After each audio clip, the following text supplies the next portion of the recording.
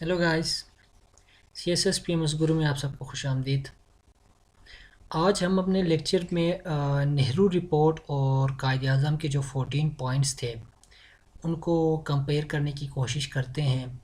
उन दोनों के जो पॉइंट्स थे वो देखते हैं कि कौन क्या कहना चाहता था, और उनके जो पॉइंट्स थे वो आज हम कंपेयर करते हैं। Comparison of Nehru report and Quaid Azam 14 points. पहली बात जो आई थी वो नेहरू रिपोर्ट ने और कायद आज़म ने जो बात की थी वो सेपरेट इलेक्टोरेट के बारे में बात हुई थी। नेहरू रिपोर्ट ने अपने रिपोर्ट में कहा था कि जॉइंट इलेक्शन होना चाहिए, तो कायद आज़म ने उसके अगेंस्ट फिर बात की थी कि नहीं भाई सेपरेट इलेक्शन होनी चाहिए। ठीक है, ये बात आपको पता है पहले से। और नेहरू रिपोर्ट में माइनॉरिटीज़ के लिए कोई वेटेज नहीं थी, माइनॉरिटीज़ के हुकूक़ के बारे में कोई बात नहीं की गई थी, माइनॉरिटीज़ के बारे में कुछ उसमें नहीं लिखा गया था। जबकि कायद आज़म ने अपने 14 पॉइंट्स ने माइनॉरिटीज़ के हुकूक़ के बारे में बाकायदगी से बात की थी। उन्होंने कहा था कि माइनॉरिटीज़ के हुकूक़ होनी चाहिए, माइनॉरिटीज़ के लिए सीट रिज़र्व होनी चाहिए प्रोविंस में, माइनॉरिटीज़ के जितने हुकूक़ हैं उनको उनके हुकूक़ को सामने रखना चाहिए। और फिर नेहरू रिपोर्ट ने सेंट्रल गवर्नमेंट की बात की थी कि एक सेंट्रल गवर्नमेंट होना चाहिए, लेकिन उसमें उसने कोई प्रोविंस की जो ऑटोनॉमी थी उसके बारे में कोई बात नहीं की थी। लेकिन कायद आज़म ने बाकायदगी से कहा था कि प्रोविंशियल ऑटोनॉमी होनी चाहिए। फोर्थ पे फिर नेहरू रिपोर्ट ने जो बात की थी वो रूल ऑफ मेजॉरिटी की बात की थी कि जो मेजॉरिटी है वो रूल करेगा इंडिया में, जिसकी मेजॉरिटी है मसलन हिंदूज़।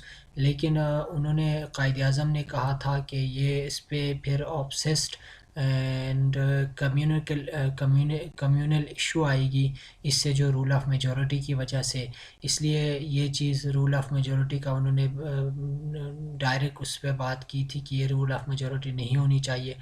उसके बाद जो आई थी 1/4 रिप्रेजेंटेशन का, उन्होंने कहा था कि लेजिस्लेटिव काउंसिल में नेहरू ने, लेकिन कायद आज़म ने कहा था कि नहीं, हमें 1/3 रिप्रेजेंटेशन चाहिए मुस्लिम्स के लिए इन लेजिस्लेटिव काउंसिल।